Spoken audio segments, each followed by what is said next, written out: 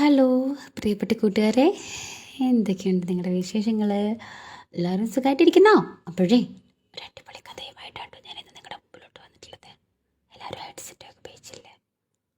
ഇല്ലെങ്കിൽ വേഗം പോയിട്ട് എടുത്തോട്ടാ. അപ്പം എങ്ങനെയാ കഥയിലേക്ക് പോട്ടെ.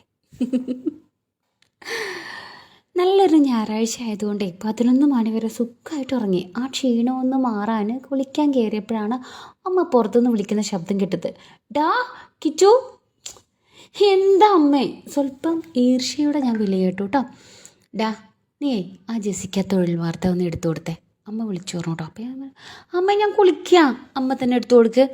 ഒരു വാണമൊക്കെ വിട്ടിട്ടേ ഒന്ന് ആസ്വദിച്ച് കുളിക്കാൻ വെച്ചതായിരുന്നു. കറക്റ്റ് സമയത്ത് തന്നെ കുളിച്ചോളും. അപ്പം അമ്മ പറഞ്ഞു, ഡാ ഞാൻ തുണി അലക്കാടാ, നീ പെട്ടെന്ന് കുളിച്ചിട്ട് അവൾക്കതൊന്ന് എടുത്തു കൊടുക്ക്. അമ്മ എനിക്ക് ഓർഡർ തന്നിട്ട് ജെസ്സി ആൻറ്റിയോട് പറഞ്ഞു, നീ അങ്ങോട്ട് ചെല്ല്, അവൻ കുളിച്ച് വന്നിട്ട് എടുത്തുതരും. എൻ്റെ കയ്യിലാക്ക് സോപ്പ് തീരുന്ന്. ഓ ശരി ചേച്ചി, തിരക്കില്ല എന്ന് പറഞ്ഞിട്ട് ജെസ്സി ആൻ്റെ നേരെ വീട്ടിലോട്ട് കയറി കേട്ടോ. എൻ്റെ വീടിൻ്റെ തൊട്ടടുത്തുള്ള ചേച്ചിയാണ് ജെസ്സി. ഏകദേശം ഒരു 38 പ്രായം വരും കേട്ടോ. ഞാൻ അവരെ ചെറുപ്പം മുതലേ ജെസ്സി ആൻ്റെ എന്നാണ് വിളിക്കുന്നത്. കാണാൻ എങ്ങനെയുണ്ടെന്ന് ചോദിച്ചാൽ മറ്റു കഥകളിൽ പറയ പോലെ ബാക്കിൽ ആന പോലത്തെയും ചക്ക പോലത്തെയും ഒന്നുമില്ല. ഇരുനിറാണ്, മിതമായ ശരീരം, അതിനോട് ചേർന്നുള്ളൊരു ഭംഗിയും എന്താ പറയുക, മുന്നും പിന്നും മൊത്തത്തിലൊരു നല്ല കിടിലൻ ഷേപ്പ് കേട്ടോ. പുള്ളിക്കാരി എനിക്ക് അല്ലറ ചില്ലറ ഒളിഞ്ഞോട്ടമൊക്കെ ഉണ്ട്, അതൊക്കെ പിന്നെ വഴിയെ പറഞ്ഞുതരാം കേട്ടോ. ജെസ്സി ആൻറ്റിക്ക് ഒരു മോളുണ്ട്, അവളെ പേര് ദിയ. അവൾ സ്കൂളിലെ ക്വിസ് കോമ്പറ്റീഷൻ ഉള്ളപ്പോൾ എൻ്റെ അടുത്ത് നിന്നാണ് കേട്ടോ തൊഴിൽ വാർത്തയും മറ്റ് GK പുസ്തകങ്ങളൊക്കെ വാങ്ങിക്കാറുള്ളത്. ഞാൻ +2 കഴിഞ്ഞതിന് ശേഷം ഡിഗ്രി ചെയ്യുന്നതിൻ്റെ കൂടെ PSC നോക്കുന്നുണ്ട്. അതുകൊണ്ട് തന്നെ വീട്ടിൽ സ്ഥിരമായിട്ട് തൊഴിൽ വാർത്ത വാങ്ങാറുണ്ട് കേട്ടോ. അങ്ങനെ ദിയയ്ക്ക് വേണ്ടി തൊഴിൽ വാർത്ത ചോദിച്ചു വന്നതാണ് ഈ ആൻറ്റി. ആൻറ്റി വീട്ടിലോട്ട് കയറി മുകളിൽ എൻ്റെ റൂമിലേക്ക് കയറി വന്നു കേട്ടോ. ഞങ്ങളും അവരും തമ്മിൽ കേവലം അയൽക്കാരാണെന്നതിനപ്പുറം ബന്ധുക്കളെ പോലെ ആയതിനാൽ ആൻറ്റിക്ക് ഈ വീട്ടിലെ ഏത് മുറിയിലും കയറി വരാൻ പൂർണ്ണ സ്വാതന്ത്ര്യം ഉണ്ടായിരുന്നു. തിരിച്ച് ഞങ്ങൾക്കും അവിടെ വീട്ടിൽ അങ്ങനെ തന്നെയാണ് കേട്ടോ. ഞാനാണെങ്കിൽ എൻ്റെ മുറിയിൽ ബാത്റൂമിൽ എൻ്റെ കുളി ജസ്റ്റ് തുടങ്ങി നിൽക്കുമായിരുന്നു. സോപ്പ് തേക്കുന്ന ചടങ്ങ് തുടങ്ങിയിരും ഷവർ ഓൺ ചെയ്തിട്ട് മേലാകെ കഴുകി തുടങ്ങിയിരുന്നു കേട്ടോ. അപ്പോൾ ആൻറ്റി റൂമിലോട്ട് വന്നിട്ട് വിളിച്ചു ചോദിച്ചു, കിച്ചുസേടാ നിൻ്റെ കുളി കഴിയാറായോടാ എന്ന്. കോപ്പ് മേലാണെങ്കിൽ വെള്ളം ഒഴിച്ചു പോയി. എനിക്കാണെങ്കിൽ തട്ടിക്കൂട്ടി ധൃതിയിൽ കുളിച്ച തൃപ്തിയാവില്ല. ആകെ കൂടിയിട്ട് സമയമെടുത്ത് ഷാമ്പൂ ഒക്കെ ചെയ്ത് കുളിക്കാൻ പറ്റുന്നത് ആകെ ഒരു ഞായറാഴ്ചയാണ്. അതിൻ്റെ ഇടയിലൂടെ ആൻറ്റി ഇങ്ങനെ തിരക്ക് കൂട്ടിയാൽ ആ ഫ്ലോ അങ്ങോട്ട് പോകും. തൽക്കാലം ആൻറ്റി എത്രയും പെട്ടെന്ന് ഇവിടുന്ന് ഒഴിവാക്കണം, എന്നാലേ എൻ്റെ കുളി നടക്കൂ. ഞാൻ ഇപ്പോഴേ കയറിയുള്ളൂ ആൻറ്റി. ഒരു കാര്യം ചെയ്യേ ആൻറ്റി, തൊഴിൽ വാർത്ത എൻ്റെ ടേബിളിലുണ്ട്, ഒന്ന് നോക്കുമെന്ന് ഞാൻ പറഞ്ഞു കേട്ടോ. ശരിടാ നീ കുളിച്ചോ, ഞാൻ നോക്കിക്കോളാം എന്ന് ആൻറ്റി പറഞ്ഞു. എന്നിട്ട് എൻ്റെ ടേബിളിന് മുകളിലും അതിൻ്റെ ഷെൽഫിലും ഒക്കെ നോക്കിട്ടോ. എന്നിട്ട് പറഞ്ഞു കേട്ടോ, കിച്ചൂസ് ഇവിടെയൊന്നും കാണാനില്ലല്ലോ എന്ന് പറഞ്ഞു കേട്ടോ. അപ്പോഴാണ് ഇന്നലെ റൂം ക്ലീൻ ചെയ്തപ്പോൾ തൊഴിൽ വാർത്തയെല്ലാം എടുത്തിട്ട് റാക്കിൻ്റെ മുകളിൽ വെച്ചത് എനിക്ക് ഓർമ്മ വന്ന്. അത് ആൻറ്റിക്ക് ഒറ്റയ്ക്ക് എടുക്കാൻ എത്തിയില്ല. ഇനിയിപ്പോൾ ഞാൻ തന്നെ പോയിട്ട് അത് എടുത്തു കൊടുക്കല്ലാതെ വേറെ വഴിയൊന്നുമില്ല കേട്ടോ. അപ്പം ഞാൻ പറഞ്ഞു, ഞാൻ അതേ വരാം ആൻറ്റി എന്ന് പറഞ്ഞിട്ട് ഞാൻ നേരെ എൻ്റെ തോർത്തുമുണ്ട് എടുത്ത് ചുറ്റി നനഞ്ഞ കോലത്തിൽ തന്നെ ബാത്റൂമിൽ നിന്ന് മുറിയിലേക്ക് ഇറങ്ങി. എൻ്റെ കോലം കണ്ടിട്ടേ ആൻറ്റിക്ക് ചിരി പൊട്ടിട്ടോ. ഇതെന്താടാ നനഞ്ഞ കോഴിയെന്ന് വെച്ചിട്ട് ആൻറ്റി. അപ്പം പറഞ്ഞു, എന്നെക്കൊണ്ടൊന്നും പറയിക്കരുത്, മര്യാദക്ക് കുളിക്കാനും സമ്മതിക്കില്ല. ഒരു കപട ദേഷ്യം കാണിച്ചിട്ട് ഞാൻ റൂമിലെ കസേര വലിച്ച് റാക്കിന് മുകളിലേക്ക് പിടിച്ചിട്ടു. എന്നിട്ട് കസേരയ്ക്ക് മുകളിൽ കയറി, ടാ സൂക്ഷിച്ചടാ വീഴും എന്നും പറഞ്ഞിട്ട് ആൻറ്റി വന്നിട്ട് കസേരയ്ക്ക് പിടിച്ച് സപ്പോർട്ട് വന്നിട്ടോ. എൻ്റെ ദേഹത്തു നിന്നാകെ വെള്ളം ഒലിച്ചിറങ്ങുന്നുണ്ടായിരുന്നു. ഞാൻ തട്ടി മുകളിൽ തൊഴിൽ വാർത്ത പരത്തുന്നിടയിൽ ഉടുത്തിരിക്കുന്ന തോർത്ത് ആകെ നനഞ്ഞു കുതിർന്നു കേട്ടോ.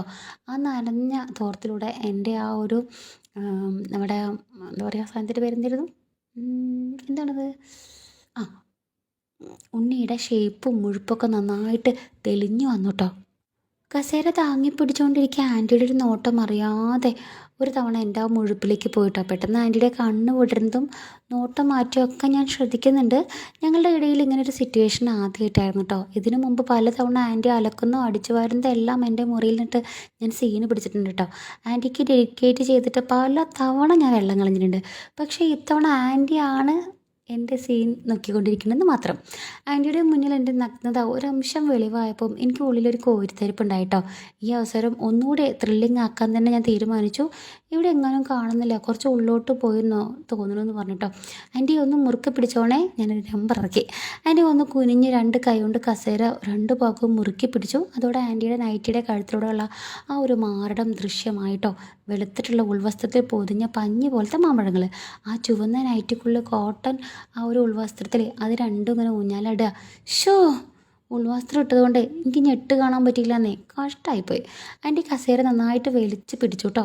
എന്ന് ഉറപ്പായപ്പോൾ ഞാനൊരു കാലെടുത്തിട്ട് കസേരയിൽ ചവിട്ടി അതിൻ്റെ പിടിയിലേ, എന്നിട്ട് മറ്റേ കാലെടുത്ത് അടുത്ത ജനലിൻ്റെ കമ്പിലേക്ക് കയറ്റി വെച്ചിട്ട് അവിടെ നിന്ന് ഏന്തി വലിഞ്ഞ് നോക്കുന്നത് പോലെ കേട്ടോ. അതോടെ എൻ്റെ കുട്ടനും ആ ഒരു സഞ്ചിയും ഒക്കെ താഴെ നിൽക്കുന്ന ആൻറ്റിക്ക് മുന്നിൽ ശരിക്ക് കാണാമായിരുന്നു കേട്ടോ.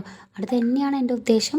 കസേര പിടിച്ചുകൊണ്ടിരിക്കുന്ന ആൻറ്റി മുകളിലേക്ക് നോക്കിയതും കണ്ടത് തലക്ക് മുമ്പിൽ തൂങ്ങിയടിക്കുന്ന എൻ്റെ കരിഞ്ഞ ഉണ്ണിയും ഉണ്ടകളാണ് കേട്ടോ. അത് കണ്ട് അവരൊന്ന് ഞെട്ടി. ആ ഞെട്ടിൽ ഒരു തുള്ളി ഉമിനീര് അങ്ങോട്ട് വിഴുങ്ങിപ്പോയിട്ടോ. ഞാൻ തൊഴിൽ വാർത്ത തിരയുന്നതിനായിട്ട് ഭാവിച്ചിട്ട് ഇടയ്ക്കിടെ ആൻറ്റി ഇടങ്ങണിട്ട് നോക്കിക്കൊണ്ടിരുന്നു കേട്ടോ.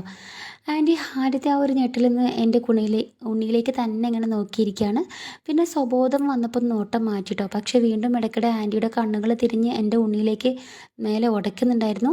അവിടേക്ക് നോക്കാതിരുന്നിക്കാനുള്ള അവരുടെ ശ്രമം വീണ്ടും വീണ്ടും പരാജയപ്പെടുത്തുന്നത് കണ്ടപ്പോൾ എനിക്ക് എന്തോ ഒരു കുളിര് കോരുന്ന പോലെ തോന്നിയിട്ടോ. ഓരോ തവണ ആൻറ്റി എൻ്റെ ആ ഒരു നഗ്നതയിലേക്ക് നോക്കുമ്പോഴും എനിക്കൊരു തരം മത്ത് പിടിക്കുമായിരുന്നു കേട്ടോ. പറഞ്ഞറിയിക്കാൻ പറ്റാത്തൊരു സുഖം. എൻ്റെ ജെസ്സി ആൻറ്റി മുഖത്ത് നിന്ന് അല്പം ഏതാണ്ട് മുകളിൽ മാത്രമാണ് ഇപ്പോൾ എൻ്റെ ആ ഒരു ഉണ്ണി ഇരിക്കുന്നത് കേട്ടോ. ഞാൻ ഈ പൊസിഷനിൽ നിന്ന് തന്നെ ഒന്നിരുന്നാൽ എൻ്റെ ഉണ്ണി ആനയുടെ സുന്ദരമായ മുഖത്ത് ചെന്നിരിക്കും. ഒന്നുകൂടെ താഴ്ന്നാൽ അത് മുഖത്ത് നിന്ന് മൂർന്നിറങ്ങിയിട്ട് അവരുടെ ചുണ്ടുകളിലൂടെ പോയിട്ട് തട്ടും. അതേസമയം എൻ്റെ ആ ഒരു ബാക്കിലത്തെ തുളയല്ലേ, അത് അവരുടെ മൂക്കിന് മേലായിരിക്കും കേട്ടോ. ഇങ്ങനെ ഭ്രാന്ത് പിടിപ്പിക്കുന്ന പല ചിന്തകളും എൻ്റെ മനസ്സിൽ വന്നു നിറഞ്ഞു. അതോടെ എനിക്ക് ആൻറ്റിയുടെ മുൻപിൽ പൂർണ്ണമായിട്ട് നിൽക്കണമെന്ന ചിന്ത തീവ്രമായിട്ട് വെമ്പൽ കൊണ്ടു കേട്ടോ. മനസ്സ് ഉന്മാദത്താൽ ആറാടുമ്പോൾ പിന്നെ പ്രവർത്തികൾ യാന്ത്രികമാവുമല്ലോ. എന്തായാലും തട്ടിന് മുകളിൽ തപ്പുന്നിടയിൽ ആൻറ്റി കാണാതെ ഉടുത്തിരിക്കുന്ന തോർത്തിൻ്റെ കെട്ട് ഞാൻ അങ്ങോട്ട് അഴിച്ചു. എന്നിട്ട് ജനാലിൻ്റെ മേലെ വെച്ചിരിക്കുന്ന കാല് ഒന്നുകൂടി മുകളിലേക്ക് കയറ്റി വെച്ചു. അതോടെ എൻ്റെ തോർത്തുമുണ്ട് അഴിഞ്ഞ് താഴെ വീണു. തോർത്ത് താഴോട്ട് പോയതും ആൻറ്റിയുടെ നോട്ടം മേലോട്ട് വന്നത് ഒരുമിച്ചായിരുന്നു കേട്ടോ. ആൻറ്റി നോക്കുമ്പോൾ ഞാനും ഉണ്ട് കുരങ്ങനെ പോലെ റാക്കും ജനൽ കമ്പിയും പിടിച്ച് പിറന്ന പടി ഇങ്ങനെ നിൽക്കുക. കുരങ്ങൻ്റെ വാല് പോലെ എൻ്റെ സൂന താഴോട്ട് നീങ്ങി നിൽക്കുന്നുണ്ട്. ആ ഒരു ഇരിപ്പ് കണ്ട് ആൻറ്റിക്ക് ചിരിയാണ് വന്നിട്ടോ. അവർ മുഖം പൊത്തി ചിരിക്കാൻ തുടങ്ങി. ഞാൻ ജെല്ല് പിടിവിട്ടിട്ട് കസേരയിലേക്ക് ഇറങ്ങിട്ടോ. എൻ്റെ ആ ഒരു ഉണ്ണിയെ മറച്ചു പിടിച്ച് നാണിച്ചു നിന്നു. നാണം അഭിനയിച്ചു എന്ന് പറയുന്നതാവും സത്യം. ശരിക്കും ആൻറ്റി എന്നെ ഉടുതുണിയില്ലാതെ നോക്കി നിൽക്കുകയാണ് കേട്ടോ. അപ്പോൾ കളിയാക്കി ചിരിക്കുമ്പോൾ എൻ്റെ ഉണ്ണി ഇങ്ങനെ കമ്പിയായിക്കൊണ്ടിരിക്കുകയാണ് കേട്ടോ. ഒരു സുന്ദരിയായ എന്നേക്കാൾ പ്രായമുള്ള ഒരു പെണ്ണിൻ്റെ മുകളിൽ ഇങ്ങനെ മുഴുവൻ എക്സ്പോസ് ചെയ്ത് നിൽക്കുന്നതോറും എൻ്റെ ആ ഒരു ഉണ്ണിയിലേക്ക് രക്തം മിരച്ച് കയറിയായിരുന്നു കേട്ടോ. ഞാൻ കസേരയിൽ നിന്ന് ഇറങ്ങാൻ നോക്കിയപ്പോൾ ആൻറ്റി വേഗം നിലത്തിടുന്ന തോർത്തെടുത്തിട്ട് അവരുടെ പുറകിലോട്ട് പിടിച്ചു ചോദിച്ചു എങ്ങോട്ടാന്ന്. അപ്പോൾ ഞാൻ പറഞ്ഞു തോർത്തെടുക്കാനാണ്. അന്നേരം ആൻറ്റി പറഞ്ഞു ആദ്യം നീ ആ തൊഴിൽ വാർത്ത എടുത്തിരുന്നാന്ന്. അപ്പം ഞാൻ പറഞ്ഞു അപ്പോൾ എനിക്ക് തുണി എടുക്കണ്ടേന്ന്. അപ്പോൾ ആൻറ്റി പറയാം നിൻ്റെ കാണാനുള്ളതൊക്കെ ഞാൻ കണ്ടില്ലേ, ഇനിയിപ്പോൾ തുണി എടുത്താലും ഇല്ലെങ്കിലും കണക്കാണെന്ന്. അപ്പം ഞാൻ പറഞ്ഞു എന്നാലും നീ ആ തൊഴിൽ വാർത്ത എത്രയും വേഗം എടുത്തിരുന്നോ അത്രയും വേഗം നിനക്ക് നിൻ്റെ തോർത്ത് തിരിച്ചു കിട്ടുമെന്ന്.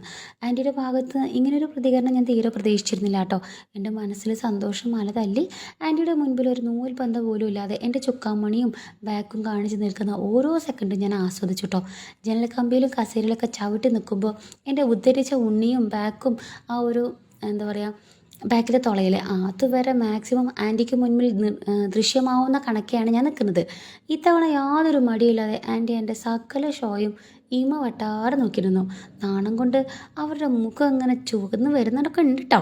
അവസാനം കയ്യിലെ തൊഴിൽ വാർത്തയുമായിട്ട് ഞാൻ കസേരയിൽ നിന്ന് താഴോട്ട് ഇറങ്ങി. തൊഴിൽ വാർത്ത ആൻറ്റിക്ക് നേരെ നീട്ടി. ആൻറ്റി എനിക്ക് നേരെ തോർത്ത് തിരിച്ചു തന്നു.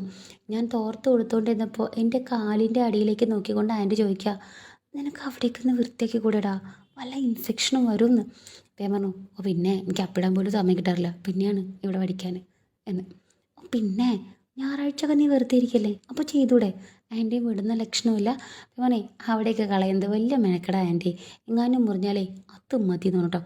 ഏട്ടാ അതിനൊക്കെ പ്രത്യേക റേസർ ഉണ്ട്, അല്ലെങ്കിൽ ഹെയർ റിമൂവർ സ്പ്രേ ഉണ്ട്, നീ ഷോപ്പിലോട്ട് വാ, ഒക്കെ ഞാൻ എടുത്തു തരാം. ടൗണിലെ ഒരു മെഡിക്കൽ സ്റ്റോറിൽ ജോലി ചെയ്യുന്ന ആൻറ്റി ഈ ഫീൽഡിൽ തൻ്റെ പ്രൊഫഷണൽ അറിവ് എനിക്ക് മുമ്പിൽ വിളമ്പിട്ടോ. എനിക്കതൊന്നും ഉപയോഗിക്കാൻ അറിയില്ല ആൻറ്റി. ഞാൻ എൻ്റെ നിസ്സഹായത ആൻറ്റിക്ക് മുൻപിൽ പ്രകടിപ്പിച്ചു. എടാ അതൊക്കെ ഞാൻ പറഞ്ഞുതരാം, നിനക്ക് വേണോ വേണ്ടയോ, ആൻറ്റി ഒന്ന് ടോണ് മാറ്റി ചോദിച്ചിട്ടോ. അപ്പം പിന്നെ എന്നാൽ ഓക്കെ, ആൻറ്റി പറഞ്ഞു തരുവാണെങ്കിൽ 100 വട്ടം സമ്മതം എനിക്കെന്ന്. ശരി എന്നാൽ പിന്നെ നിൻ്റെ കുളി നടക്കട്ടെ, ഞാൻ പോയേക്കാം എന്ന് പറഞ്ഞിട്ട് ഇവിടെ ഒന്നും നടന്നിട്ടില്ല എന്നുള്ള ലെവലിൽ ആൻറ്റി പോയിട്ടോ. എൻ്റെ ഫുൾ നേക്കിഡ് കണ്ടിട്ട് മുതൽ യാതൊരു ഭാവമാറ്റമോ ശൃംഗാരമോ അപ്പോൾ ആൻറ്റിയിൽ കണ്ടില്ല. ഞാനാണെങ്കിൽ നേരെ മറിച്ചിപ്പോൾ നടന്ന സംഭവങ്ങളൊക്കെ ഓർത്തിട്ട് കോരി തരച്ച് കുറച്ച് സമയം അവിടെ നിന്നു. പിന്നെ അതേ ത്രില്ലിൽ എല്ലാം കൂടി ഒന്ന് റിവൈൻഡ് ചെയ്തിട്ട് ഒരു സംഭവം കൂടി അവിടെ ചെയ്തിട്ട് ബാത്റൂമിൽ അങ്ങനെ പിറ്റേന്ന് രാവിലെ ബൈക്കെടുത്ത് കോളേജിലേക്ക് പുറപ്പെട്ടു. ട്രാഫിക്കും ബ്ലോക്കും തിരക്കും കഴിഞ്ഞ് ഒരുവിധ ക്യാമ്പസിലെത്തി. വണ്ടി പാർക്ക് ചെയ്ത കണ്ണാടിയിലേക്ക് നോക്കി മുടി നിരക്കുമ്പോൾ ശ്യാം പിറകിൽ വന്നിട്ട് വിളിച്ചു, നിനക്ക് ഇന്നത്തെ ദിവസങ്ങളും നേരത്തെ വന്നുവിടാന്ന്. അപ്പം ഞാൻ കണ്ണാടി നോക്കിയിട്ട് മീശ വിരിക്കാൻ ശ്രമിച്ചിട്ട് അവനോട് ചോദിച്ചു, ഇന്നെന്താ ഒരു പ്രത്യേകത എന്ന്.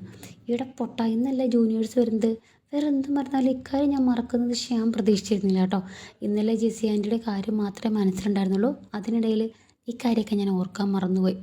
അപ്പോൾ നീ വന്നേ, നമുക്ക് ശ്യാമിനെയും കൂട്ടിയിട്ട് മെയിൻ കോളേജിൽ ഒരുപാട് പണികളുണ്ട്, നീ വാന്ന് പറഞ്ഞിട്ട് അവന് കുട്ടി മെയിൻ എൻട്രൻസിലേക്ക് ചെന്നു കേട്ടോ. ആഹാ, തരണിമണികളുടെ ഒരു പാട്ട് തന്നെ ഉണ്ടായിരുന്നു അവിടെ. പുതിയ കുട്ടികളും പയ്യന്മാരും ഓഫീസിന് മുൻപിൽ നിൽക്കുന്നു. അവിടെ നോട്ടീസ് ബോർഡിൽ ഓരോ ഡിപ്പാർട്ട്മെൻറ്റ് വിവരങ്ങളും ക്യാമ്പസിൻ്റെ ഏകദേശം മാപ്പും കൊടുത്തിട്ടുണ്ടായിരുന്നു. അതിന് മുൻപിൽ കുട്ടികൾ ആകെ വട്ടം കൂടി നിൽക്കുക കേട്ടോ. ഞാൻ ശ്യാമിനെ വിളിച്ചിട്ട് അവിടേക്ക് ചെന്ന് ഉറക്കെ വിളിച്ചു പറഞ്ഞു, എല്ലാവരും ഇങ്ങനെ കൂട്ടം കൂടി നിൽക്കല്ലേ, നോക്കിയുള്ളവർ മറ്റുള്ളവർക്ക് വേണ്ടി ഒന്ന് മാറിക്കൊടുക്കുമെന്ന്. പെൺപിള്ളേർ അറ്റൻഷൻ പിടിച്ചിട്ട് പറ്റുക എന്ന് മാത്രമാണ് എൻ്റെ ഉദ്ദേശം. സത്യം പറഞ്ഞാൽ ഈ ഒരു ചീപ്പ് ഷോയുടെ ഉദ്ദേശം. ഓരോ ഡിപ്പാർട്ട്മെൻറ്റും എവിടെയാണെന്ന് കാണിച്ചുകൊണ്ട് ശ്യാമും മെയിനാവാൻ തുടങ്ങിയിട്ട്. അപ്പോഴാണ് ദിവ്യ മിസ് ഇതെല്ലാം കണ്ടിട്ട് ഓഫീസിൽ നിന്ന് ഇറങ്ങി വന്നത്. ഞങ്ങളുടെ കമ്പനി ലോ പഠിപ്പിക്കുന്ന മിസ്സാണ് ദിവ്യ. ബികോം ഡിപ്പാർട്ട്മെൻറ്റിൽ തന്നെ ഏറ്റവും പ്രായം കുറഞ്ഞ ലെക്ചറാണ്. നല്ല വെളുത്ത് തുടുത്ത് വിടർന്ന കണ്ണുകളും വിരിഞ്ഞ ബാക്കൊക്കെ ഒരു അസൽ മോഡേൺ ചിക്ക്. ആ തുടുത്ത കവിള് കണ്ടാൽ പോലും ഏതൊരാണും കമ്പിയാവും, കടിച്ച് പറിക്കാൻ തോന്നും കേട്ടോ.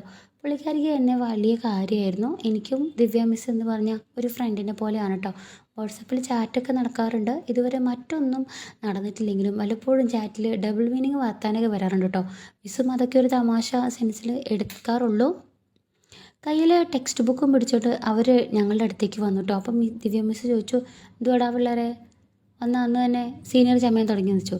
അപ്പം ഞാൻ മിസ്സിനോട് പറഞ്ഞു, സ്വകാര്യമായിട്ട് ഇപ്പോഴേ തുടങ്ങിയാൽ പിള്ളേർക്കൊക്കെ ഒരു ബഹുമാനം കാണുമെന്ന്. ഒവ് സീനിയർ ചേട്ടന്മാരെ ഇന്ന് ക്ലാസ്സിൽ കയറുന്നുണ്ടോ? ഫസ്റ്റ് പീരീഡ് ഞാനാ. ദിവ്യ മിസ് ഒരു കളിയാക്കുന്ന പോലെ ചോദിച്ചിട്ടോ. അപ്പോൾ മിസ്സിൻ്റെ പീരീഡിൽ നമ്മൾ കയറാതിരിക്കുമെന്ന് ഞാൻ നല്ലൊരു ചിരി പാസാക്കി പറഞ്ഞു. എന്നാ വാ എന്ന് പറഞ്ഞ് ദിവ്യ മിസ് ക്ലാസ്സിലേക്ക് നടന്നു കേട്ടോ. ഇന്ന് നല്ല സുന്ദരിയായിട്ടാണല്ലോ വരവ്. ഫസ്റ്റ് ഡേ തന്നെ പുതിയ പയ്യന്മാരുടെ കൺട്രോൾ കളയാനാണ് ഉദ്ദേശിച്ചതെന്ന് മിസ്സിനെ അനുഗമിച്ച് നടക്കേണ്ട ഇടയിൽ ഞാൻ ചോദിച്ചു. അന്നേരം മിസ് പറയണ, പടപടാ എൻ്റെ എന്താ പറയുക, കോംപ്ലിമെൻറ്റ് നന്നായിട്ട് എനിക്ക് സുഖിച്ചിട്ടുണ്ടെങ്കിലും അത് പുറത്ത് കാണിക്കാതെ മിസ്സ് പോകുന്നൊരു പോക്ക് അതൊന്ന് കാണാമായിരുന്നു മക്കളെ. പക്ഷേ ഞാൻ പറഞ്ഞ കാര്യമൊക്കെ സമ്മതമായിരുന്നു കേട്ടോ. മഞ്ഞ കളർ ചുരിദാർ, മിസ്സിൻ്റെ തൂവെണ്ണ നിറമുള്ള ശരീരത്തിൻ്റെ മാറ്റുകൂട്ടി, വൃത്തിക്ക് വാലിട്ടെഴുതിയ കണ്ണും ലൈറ്റ് പിങ്ക് ഷെയ്ഡുള്ള മുന്തിയന ലിപ്സ്റ്റിക്കും ഇട്ട്, ചുവപ്പിച്ച് വിടർന്ന ചുണ്ടും ബ്രൗൺ ഷെയ്ഡുള്ള മുടിയും പിന്നെന്താ മുന്നും ബാക്കും ആ നടപ്പിന് തുളുമ്പുന്നുണ്ടായിരുന്നു കേട്ടോ. പക്ഷേ കാലിൽ പുതിയ ചെരുപ്പാണല്ലോ. ഇപ്പോഴത്തെ പെമ്പിളാരൊക്കെ ഇടുന്ന മോഡൽ ഫ്ലിറ്റ് ഫ്ലോംസ് ക്രീം പോലത്തെ അങ്ങനത്തെ ഒരു ചെരുപ്പായിരുന്നു കേട്ടോ. കാലിൽ മാത്രമല്ല ഒരു നേരത്തെ പാദസരവും കൂടി ഉണ്ടായിരുന്നു. രാവിലെ തന്നെ എൻ്റെ സമാധാനം കളയാനായിട്ട് എൻ്റെ സാധനം അതോടെ കമ്പിയാൻ തുടങ്ങിയതേ. ഇനിയിപ്പോൾ ഈ പീരീഡ് മുഴുവനും ഈ സൗന്ദര്യത്തെ ആസ്വദിച്ചിട്ട് ഞാൻ അങ്ങനെ ഇരിക്കണം. വല്ലാത്തൊരു കഷ്ടപ്പാട് തന്നെ അല്ലേ. അങ്ങനെ ഞങ്ങൾ ക്ലാസ്സിലേക്ക് കയറി ഫസ്റ്റ് ബെഞ്ചിൽ തന്നെ സ്ഥാനം പിടിച്ചു കേട്ടോ. മിസ്സ് ബുക്കെല്ലാം ടേബിൾ വെച്ചിട്ട് ടെസ്റ്റർ എടുത്ത് ബോർഡൊക്കെ ക്ലീൻ ചെയ്യാൻ തുടങ്ങി. ബോർഡ് മായ്ക്കുമ്പോഴേ ആ ബാക്കിലത്തെ കുടങ്ങൾ രണ്ടും കിടന്ന് കുലുങ്ങുന്നതെന്ന് കാണണം. ഓടി ചെന്ന് 2 കോളങ്ങളിലും പിടിച്ച് ഞെരിക്കാനാണ് തോന്നുന്നത്. ബോർഡെല്ലാം മായ്ച്ചിട്ട് മിസ്സ് ടേബിളിൽ ചാരി നിന്ന് ക്ലാസ് എടുക്കാൻ തുടങ്ങി. ഓരോ സെൻറ്റൻസ് പറഞ്ഞ് തീരുമ്പോഴും മിസ്സ് ചുണ്ട് നനയ്ക്കുമായിരുന്നു കേട്ടോ. ഒരു ദിവസം ആ ചുണ്ടൊന്ന് വായിലാക്കി ഉറിഞ്ചു വിടണം. ആ നാക്കിന് മേലെ നാക്കിട്ട് ചുവട്ടണം. അങ്ങനെ കുറേ നേരം മിസ്സിൻ്റെ മുഖവും മാമ്പഴവും മാറി മാറി സ്കാൻ ചെയ്തുകൊണ്ടിരിക്കുക ഞാൻ കേട്ടോ. അങ്ങനെ ഇരുന്നപ്പോഴാണ് മിസ്സ് ഒരു കാലിലെ ചെരുപ്പ് അഴിച്ചിട്ട് മറ്റേ പാടത്തിന് മുകളിലായിട്ട് വെച്ചത്. അപ്പോൾ മിസ്സ് ക്ലാസ് എടുത്തുകൊണ്ടിരിക്കുകയും മറ്റു പിള്ളേർക്ക് ബുക്കിൽ നോക്കിയിരിക്കുകയായിരുന്നു കേട്ടോ. പക്ഷെ ഞാൻ മാത്രം താഴെ അനാവൃതമായിട്ടുള്ള എൻ്റെ ദിവ്യ മിസ്സിൻ്റെ ആ ഒരു നഗ്നപാദങ്ങളിൽ കണ്ണുടക്കിയിട്ട് അങ്ങനെ ഇരുന്നു. എന്തൊരു വെളുപ്പാന്നറിയോ ആ കാലുകൾക്ക്. കാലിനടിയിലേ ഒരഴുക്കോ ചെളിയോ പൊടിയോ ഒന്നുമില്ലാതെ വൃത്തിയായിട്ടിരിക്കുക. നല്ല പാല് പോലെയുള്ള സോഫ്റ്റ് പാദങ്ങൾ, അതിന് മുകളിൽ സ്വർണ്ണ നിറത്തിൽ നൂല് പോലെ പാദസരം.